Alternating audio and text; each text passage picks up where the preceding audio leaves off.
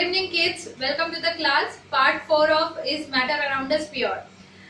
तो हमने last class में हमारा कंपाउंड्स और मिक्सचर्स का डिफरेंस अच्छे से कंप्लीट कर लिया था और उसके पहले मेटल्स एंड नॉन मेटल्स के बारे में पढ़ा था। तो मेटल्स एंड नॉन मेटल्स के अलावा कुछ और टाइप के एलिमेंट्स भी एग्जिस्ट करते हैं जिनको हम मेटलॉइड्स कहते हैं। मेटलॉइड्स क्या होता है? Such kind of elements which show the property of both metals and non metals.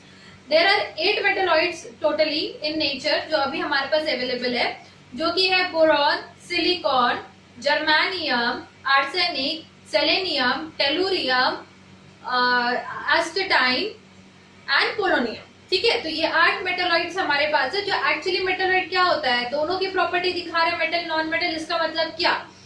जब रूम टेम्परेचर पे वो एलिमेंट होगा तो it will be behaving as non metal, it will be a bad conductor of electricity.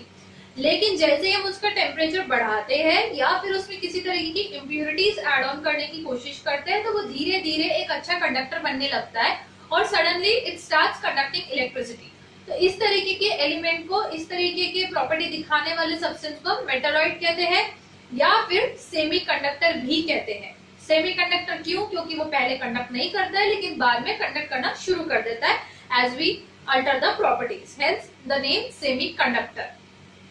Now let's move ahead towards the differentiation of molecule into different categories of molecule। क्या होता है? जैसे कि हम कंपाउंड डिस्कस कर रहे थे तो एलिमेंट पहले हमने डिस्कस किया, तो एलिमेंट का सबसे स्मॉलेस्ट पार्टिकल कौन सा है? एटम। वैसे ही कंपाउंड का सबसे स्मॉलेस्ट पार्टिकल होता है मॉलिक्यूल। तो मॉलिक्यूल्स क्या होते हैं? ऐसे the smallest individual particles of the compounds जिनकी वजह से कंपाउंड को पूरा उसका प्रॉपर्टी मिला होता है। एक मॉलिक्यूल पूरे कंपाउंड की प्रॉपर्टी शो कर सकता है। फॉर एग्जांपल वाटर का स्मॉलेस्ट मॉलिक्यूल है H2O, राइट? तो अब मॉलिक्यूल की हम क्लासिफिकेशन देख लेते हैं। मॉलिक्यूल्स आफ्टर ऑल 2 और मोर एलिमेंट्स मिलाकर बनते हैं बाय केमिकल प्रोसेसेस। तो this is the classification of molecule. Molecules are basically classified into 2 major categories. First one is on the basis of types of atoms of elements. ठीक है, कोई element के कितने types के एटम है। अगर एक ही टाइप के सारे एटम्स है तो हम उसको बोलते हैं होमोन्यूक्लिक molecule. होमोन्यूक्लिक molecule.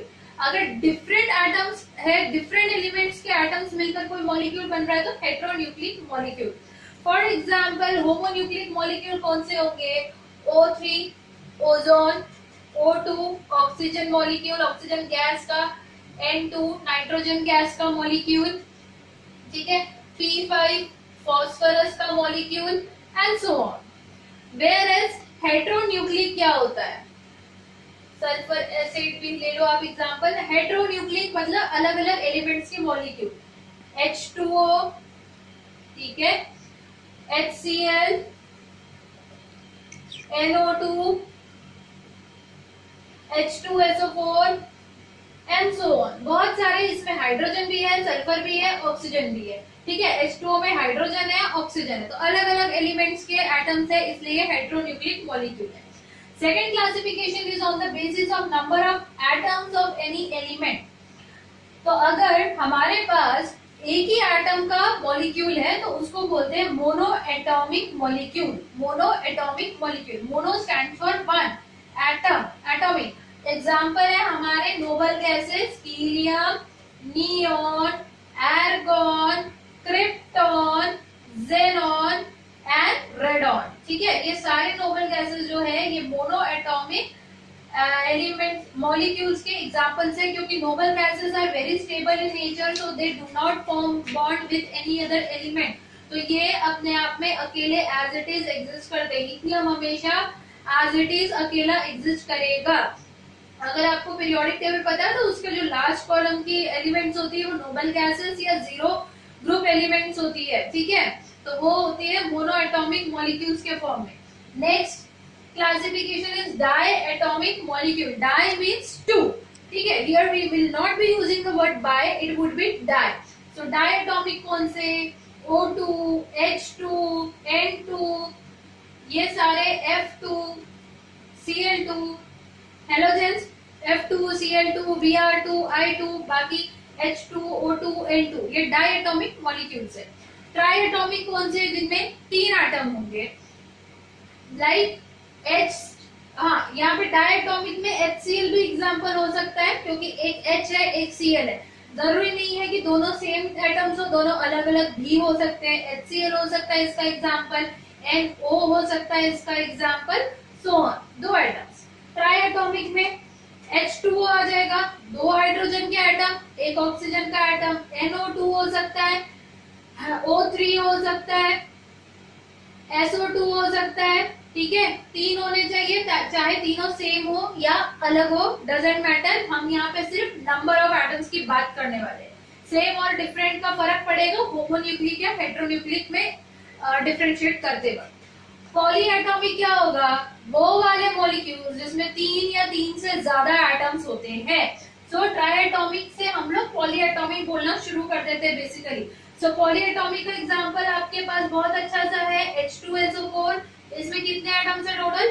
4, 5, 6, 7, right. HNO3 total कितने एटम्स है HNO3 में?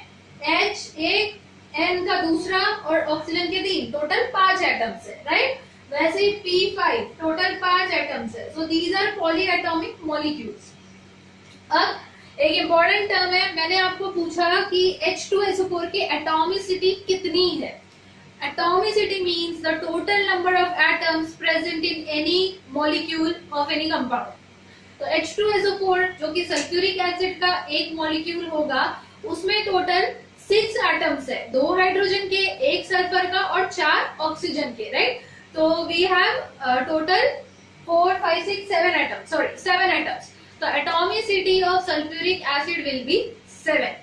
वैसे ही मैंने पूछा कि ओजोन की एटॉमिसिटी कितनी होगी, तो उसकी एटॉमिसिटी होगी 3। So I hope you have noted down the definition of atomicity. Atomicity is the number of atoms present in any molecule, right? So you can try finding out the atomicity of NO2, SO2, CO2 or any of the molecule. Fine. So this was everything about compounds and its types, and again about the molecules of the compounds. ठीक है। अब एक important give reason आता है कि why water H2O is known as compound। तो उसका answer क्या होगा? 3 रीजंस होंगे। जैसे कि आप समझ चुके हैं, पहला रीजन क्या है कि in water hydrogen and oxygen are combining chemically in fixed proportion by mass which is 1:8। Second, in compound constituents have different properties from the final product, क्योंकि केमिकल चेंज हो रहा है। तो यहाँ पे hydrogen is inflammable gas, combustible gas, whereas oxygen supports combustion, right? But water extinguishes fire. So water has totally different property from its constituents hydrogen and oxygen, and hence water is a compound. Third reason यही था जो मैंने mix कर दिया first में कि 1:8 ratio में होता है और केमिकल चेंज होता है, ये दो अलग चीजें हैं। ठीक है, तो this is the reason why water is known as compound. तो हम लोग अब अपने अगले टॉपिक पे चलते हैं जो कि है मिक्सचर्स। जैसा कि आप जानते ही हैं, मिक्सचर्स को हम थोड़ा सा क्लासिफाई कर चुके हैं into basic categories, heterogeneous mixtures and homogeneous mixtures. तो यहाँ पे मैंने आपको हिंट भी बताई थी याद करने के लिए अपने प्रीवियस वीडियो में। होमो मीन्स होम, एक घर के लोग, एक जैसे दिखने वाले। So homogeneous mixture will be the mixture in which there will be same unique phase of the solution, या फिर जो जिसमें कोई डिस्टिंग्विशिंग बाउंड्री नहीं दिखेंगी या दो से ज्यादा कंपोनेंट्स के बीच में किसी मिक्सचर के। ठीक है, तो मिक्सचर की एग्जांपल्स क्या है? Salt and water, sorry sand and water हो गया, सॉल्ट एंड सैंड हो गया, आपका मिक्सचर चिवड़ा हो गया, पोहा हो गया, कोई भी चीज साधारण सी जिसमें चीजें एज इट इज अपनी प्रॉपर्टी रिटेन कर रही है। ऐसा नहीं होता है कि हम पोहा बना रहे हैं, मूंगफली डाली और वो अंदर जाने के बाद आलू बन गया। So moongphali will remain moongphali, it will retain its property, hence it is a mixture. तो होमोजेनियस मीन्स जो एक जैसे दिखने वाले होते हैं या फिर पूरा यूनिफॉर्म फेज में जो होता है मिक्सचर, उसको हम होमोजीनियस मिक्सचर बोलते हैं। जो नॉन यूनिफॉर्म फेज में होता है मिक्सचर, उसको हम हेटेरोजेनियस मिक्सचर बोलते हैं। तो होमोजेनियस मिक्सचर का एग्जांपल है हमारे पास सॉल्ट सॉल्यूशन, करेक्ट, पूरा सिंगल फेज में। हेटेरोजेनियस का एग्जांपल है हमारे पास sand plus water. I hope you are writing down the things in your notebooks. Very good. So let's classify again homogeneous and heterogeneous into further things. So homogeneous mixtures are basically classified into solutions. They are actually not classified, they are known as true solutions. Okay, true solutions. जबकि heterogeneous के हमारे पास to different classifications होती है. एक होता है हमारे पास suspension, ठीक है, और दूसरा होता है कोलॉइड्स. ओके, सो अब हम देखते हैं ट्रू सॉल्यूशन को थोड़ा डिटेल में डिस्कस करते हैं. पहली तो चीज, जब ट्रू सॉल्यूशन होता है मतलब पूरा का पूरा एक जैसा दिखने वाला सॉल्यूशन होगा, लाइक सॉल्ट एंड वाटर. अब मुझे आप बताओ कि सॉल्ट और वाटर का जब आप मिक्सचर बनाते हो तो आप सॉल्ट ज्यादा लेते हो और पानी 2 चम्मच डालते हो, ऐसा करते हो? ग्लास भर के सॉल्ट में 2 चम्मच पानी, या फिर ग्लास भर के पानी में 2 चम्मच सॉल्ट डालोगे? Obviously case number 2, right. तो हमें पता चल रहा है कि यहाँ पे इस मिक्सचर में 2 डिफरेंट कंपोनेंट्स है. एक कंपोनेंट जो छोटी क्वांटिटी में है जो है सॉल्ट, और दूसरा कंपोनेंट जो ज्यादा क्वांटिटी में है जो है वाटर. तो किसी भी मिक्सचर में बेसिकली 2 कंपोनेंट्स होते हैं, स्पेशली होमोजेनियस या ट्रू सॉल्यूशंस में. तो 2 कंपोनेंट्स जो होते हैं उनके नाम क्या है? जो लेस अमाउंट में कंपोनेंट होता है उसको हम बोलते हैं solute. The component present in smaller quantity in a homogeneous mixture is known as solute. Jot down the definition. The component present in larger amount in the homogeneous mixture is known as solvent. ठीक है, example आप लिखिए. Salt solution, उसमें आपका solute होगा salt और water होगा आपका solvent. Clear? I hope you are clear with the terms, different terminologies used to define the different things. Now, true solutions की कुछ characteristics देखते हैं क्या होती है. जैसे कि आप सॉल्ट सॉल्यूशन के बारे में हम एग्जांपल कंटिन्यू करते हैं. क्या सॉल्ट सॉल्यूशन के अंदर आपको सॉल्ट के पार्टिकल्स क्लियरली दिखाई देते हैं? बिल्कुल भी नहीं. सॉल्ट के पार्टिकल्स बहुत ज्यादा छोटे हो चुके हैं, कंप्लीटली डिफ्यूज हो चुके होते हैं, मिक्सअप हो चुके होते हैं, right. So the particles of true solution, basically the solute particles of true solution are very small. Their size is less than 1 nanometer. तो अपने नोटबुक में हेडिंग दे दीजिए characteristics of true solutions and start writing the main characteristics of true solutions. First one, जैसे कि मैंने बताया कि size of solute particle is less than 1 nanometer. ठीक है. Second आपका क्या है true solution में? सॉल्ट सॉल्यूशन कैसा दिखता है आपको? बिल्कुल आपका एकदम कुछ भी ऐसा बीच में ब्लरी नहीं दिखता है. ठीक है, तो इट इज ऑलवेज क्लियर और ट्रांसपेरेंट काइंड ऑफ सॉल्यूशन, क्योंकि सॉल्यूट के पार्टिकल्स का साइज इतना छोटा है तो वो दिखेंगे ही नहीं. उन्हीं की वजह से जो वाटर है या जो भी हमारा सॉल्वेंट है उसके बीच में कुछ डिफरेंस या फिर फेस क्रिएट होने वाला है.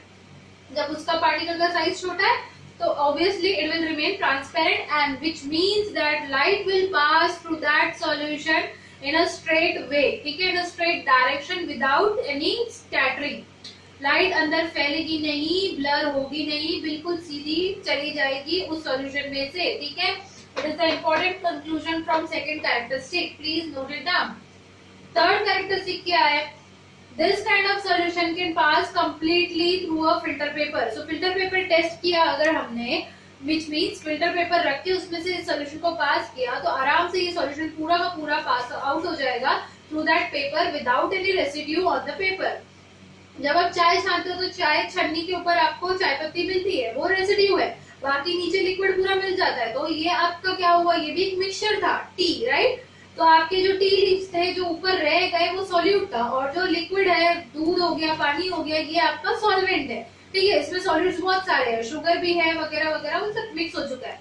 लेकिन सॉल्यूट के पार्टिकल्स का साइज बड़ा होने की वजह से वो सीम में से पास आउट नहीं हो पाए, ऊपर अटक गए. But true solution, salt solution में ऐसा नहीं होगा, पूरा का पूरा सॉल्यूशन पास हो जाएगा, because solid particles are very small, so that they do not stay stuck in the pores of the filter paper. Filter paper बहुत ही फाइन पोर्स वाला एकदम पतला सा पेपर होता है जो जनरली फिल्टरेशन के लिए यूज होता है. थर्ड पॉइंट और fourth point of characteristic is that particles of the true solution do not settle at the bottom until the temperature remains the constant. जब तक आपका टेम्परेचर कांस्टेंट है, आप चाहे सॉल्ट सॉल्यूशन लो या शुगर सॉल्यूशन लो, आपको bottom में कुछ भी सेटल होते नहीं नजर आएगा. लेकिन अगर आपने टेम्परेचर बढ़ाना शुरू किया, फॉर एग्जांपल शुगर सॉल्यूशन में आपको क्विक डिफरेंस दिखेगा. वाटर क्या होगा टेम्परेचर बढ़ाने से? काइनेटिक एनर्जी गेन करके इवेपोरेट होगा, बॉईल होने की कोशिश करेगा, राइट, वेपराइज होगा स्टीम के फॉर्म में. तो नीचे क्या बचते जाएगा आपका शुगर। तो धीरे धीरे जैसे जैसे सॉल्यूशन थिक होगा पानी का कंटेंट कम होने की वजह से, तो आपको नीचे शुगर सेटल होते दिखेगा। वैसे ही सॉल्ट के साथ होगा, water will start evaporating if you heat it, temperature बढ़ाओगे तो, और एट द एंड आपको सॉल्ट मिलेगा, राइट। सो ये कब होगा, जब आपने टेम्परेचर चेंज किया। Unless and until you are not varying the temperature, the solution will remain as it is. Solute particles will remain completely diffused throughout the solvent particles and they will be spread out throughout the solution. कहीं भी नीचे कुछ settle नहीं मिलेगा। Last important point क्या है कि आप ट्रू सॉल्यूशंस के पार्टिकल्स को कैसे सेपरेट कर सकते हो। अभी जैसे एक पॉइंट हमने बोला इवेपोरेशन, और वैसे ही दूसरा सेपरेशन टेक्निक है क्रिस्टलाइजेशन, ठीक है। अब एक इंपॉर्टेंट पॉइंट तो आपको पता ही है, true solutions are homogeneous in nature. So these were the characteristics of true solution. Now let's learn about the types of true solutions. There are basically 3 different types of true solutions. The first one is on the basis of concentration, on the basis of solvent, and on the basis of physical states of solute and solvent. So these are the different 3 bases on which we have classified the true solutions. ठीक है। तो concentration की basis पे क्या, concentration मतलब क्या, कितना thick है हमारा सॉल्यूशन, कितना अमाउंट ऑफ सॉल्यूट प्रेजेंट है पर volume of solvent. For example मेरा अगर सॉल्वेंट है 1 ग्लास पानी, उसमें मैंने 1 चम्मच सॉल्ट डाला है, 2 चम्मच डाला है या 5 चम्मच डाला है, ये जो डिफरेंस है इसको हम बोलते हैं कॉन्सेंट्रेशन ऑफ द सॉल्यूशन, ठीक है। तो on the basis of concentration we classify true solution as saturated true solutions, unsaturated true solutions और super saturated true solutions। super saturated, ठीक है। अब saturation का मतलब क्या होता है, ये बहुत कॉमन वर्ड है जो आप अपने डेली लाइफ में यूज करते हो। लाइक अगर मैंने आपको बोला कि चलो आज आपको कंटिन्यू 5 आवर्स पढ़ाई करना है और फिर मैं आपका 6th आवर पे एग्जाम लूंगी, हाउ विल यू रिएक्ट। बिल्कुल एकदम मैम छुट्टियां चल रही है और आप 5 घंटे पढ़ाई करने की बात करो, बिल्कुल आपका रिएक्शन बहुत ही ज्यादा आड़ा टेढ़ा आने वाला है फॉर श्योर, है ना। तो आपने चलो फिर भी मैंने बोला at least give it a try, आप कोशिश करना शुरू करते हो। आप 1 घंटा पढ़ रहे हो, 2 घंटा पढ़ रहे हो, तीसरा घंटा पढ़ रहे हो, धीरे धीरे एनर्जी लो हो रहा है, 4थे आवर में आप क्या बोलने वाले कि बस अब मेरे दिमाग की कैपेसिटी खत्म हो गई है, इससे ज्यादा मेरे दिमाग में जा नहीं रहा है, अगर मैं पढ़ भी रहा हूँ या रही हूँ तो I am simply reading it very passively, nothing is going into my brains, right. तो दिस इज लाइक आपका ब्रेन सैचुरेट हो चुका है, आप बोलते हो ये वर्ड सैचुरेट हो चुकी हो, अब मैं मुझे थोड़ा प्ले करना है, थोड़ा एंजॉय करना है, थोड़ा ब्रेक चाहिए, राइट। आप कंटिन्यू कोई भी काम में कंटिन्यूटी नहीं रख सकते, कोई भी ह्यूमन बीइंग एक्चुअली, राइट। तो दिस इज लाइक सैचुरेशन। तो वैसे ही जब हमारे कोई सॉल्वेंट में हम सॉल्यूट मिक्स करते हैं तो उस सॉल्वेंट की कुछ कैपेसिटी होती है to dissolve certain solute in that. अगर उसकी कैपेसिटी जितनी है उतना सॉल्यूट उसमें हमने डाल दिया तो वो एक सैचुरेटेड सॉल्यूशन बन जाएगा। For example if a glass of water can have 2 spoons of salts mixed into it very nicely, then it capacity is of 2 spoons. तो जैसे 2 चम्मच नमक डाला हम बोलेंगे सॉल्यूशन सैचुरेट हो चुका है, क्योंकि अब तीसरा चम्मच नमक डालते ही नमक घुलेगा नहीं, नीचे सेटल होना शुरू हो जाएगा। ये चीज आप शुगर सॉल्यूशन पे बहुत इजीली ऑब्जर्व कर सकते हो। 1 चम्मच डाला डिजोल्व हो गया, 2 चम्मच डाला डिजोल्व हो गया, तीसरा चम्मच डाला कभी डिजोल्व नहीं होता, नीचे सेटल होता है। इसका इलाज क्या होता है फिर आपके पास, देखते हैं। आप तक सोचो, मैं तो आपको बताने ही वाली हूँ, ठीक है। तो सैचुरेटेड सॉल्यूशन आपको समझ गया, when the solute is dissolved according to the capacity of the solvent to hold it, then the solution is saturated solution. Unsaturated क्या होगा, कैपेसिटी अभी भी बचा है, when the capacity of solvent is still remaining to dissolve the solute into it. For example अगर मैंने 1 गिलास पानी में 1 ही चम्मच नमक डाला है तो उसकी अभी भी 1 और चम्मच नमक घोलने की कैपेसिटी बची है। तो इस तरीके के सॉल्यूशन को बोलते हैं unsaturated solution. Last super saturated solution, जैसे कि मैं बता रही थी आपको कि 1/3 स्पून ऑफ शुगर डालते ही शुगर सॉल्यूशन में आपका शुगर जो है नीचे बैठ जाएगा। तो आप क्या करोगे इस केस में, आपने ऑब्जर्व किया है ठंडे पानी में शुगर इजीली नहीं घुलती है लेकिन गर्म पानी में शुगर जल्दी डिसॉल्व होती है, ऐसा क्यों? Reason is very clear, the difference in the kinetic energy of the particles. As we are heating the water ठीक है, उस पर्टिकुलर वाटर को जिसमें शुगर डिसॉल्व करनी है उसको हीट करेंगे तो धीरे धीरे काइनेटिक एनर्जी गेन करेंगे पार्टिकल्स और they will start moving apart from each other, जिसकी वजह से उनके बीच की स्पेस बढ़ जाएंगी। इसका मतलब शुगर डिसॉल्व करने की कैपेसिटी बढ़ जाएगी। ठीक है, दिस इज द रीजन गर्म पानी में शुगर जल्दी और ज्यादा अमाउंट में डिसॉल्व होती है क्योंकि उसमें ज्यादा कैपेसिटी बची होती है पानी के अंदर। ठीक है, इसीलिए अब हम क्या करेंगे, कैपेसिटी है 2 चम्मच की पानी की, 1 ग्लास पानी की, अब हमने उसको हीट करना शुरू किया, मैंने तीसरा चम्मच भी डाल लिया, चौथा भी डाल लिया, पांचवा भी डाल लिया, सब आराम से डिसॉल्व हो गया। Now this solution will be somewhat sticky thick, right. तो ऐसे सॉल्यूशन को हम बोलते हैं super saturated solution, the solution in which solute is dissolved in the amounts which is more than the capacity of the solvent to dissolve it. Clear? So I hope you have written down the definitions of 3 different solutions with the examples. Now let's discuss on the basis of solvent.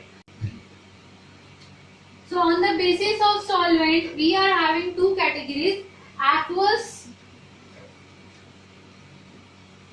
solutions and non aqueous solutions. ठीक है, aqueous का मतलब क्या, aqua means water, right, aquatic water.